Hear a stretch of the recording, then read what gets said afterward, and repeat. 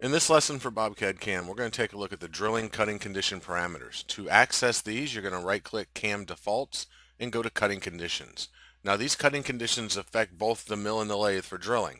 They affect things like center drill, ream, chamfer, counterbore, tap, and boring. You can see there's some standard settings in here that you're going to want to look through and make sure that you've set up how you want to use them. For instance, some of these we'll take a look at in here is like the drilling parameters. You have things like first peck, peck increment, and length through cut.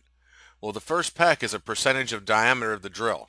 And what this means is your hole must be at least 20% the diameter deep before it will even allow it to peck or output like a G83 cycle.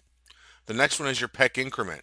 When you go through a drilling operation, you'll see when you choose the peck option, it'll say the first peck and last and sequential peck amounts. Those are being calculated right here by 50% of the tool, and you can change that default. As well as the length through cut.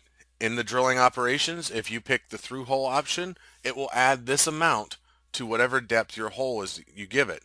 So just be aware that if you're wondering why every time you choose through hole that it's adding 50 thousandths to the depth, this is where it's coming from, and you can change it to 0 or whatever amount you want it to be.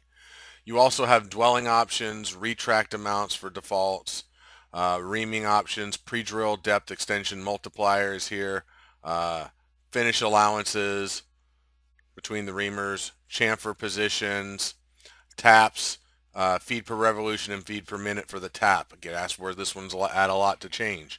It's right inside of your cutting condition parameters. Go to tap and you can choose whether it's outputting feed per revolution or feed per minute. And then some boring allowances as well. If you want more clarity on any of these settings, just bring up your help system.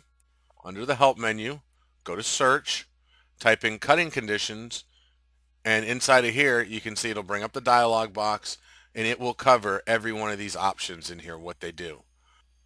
So very good information in the help system. Definitely be sure to take a look at this and use this information in here as well. So that was go to help, help topic, search, just type in cutting conditions. The top option that comes up will bring this up and you can see what all these mean. This concludes this lesson.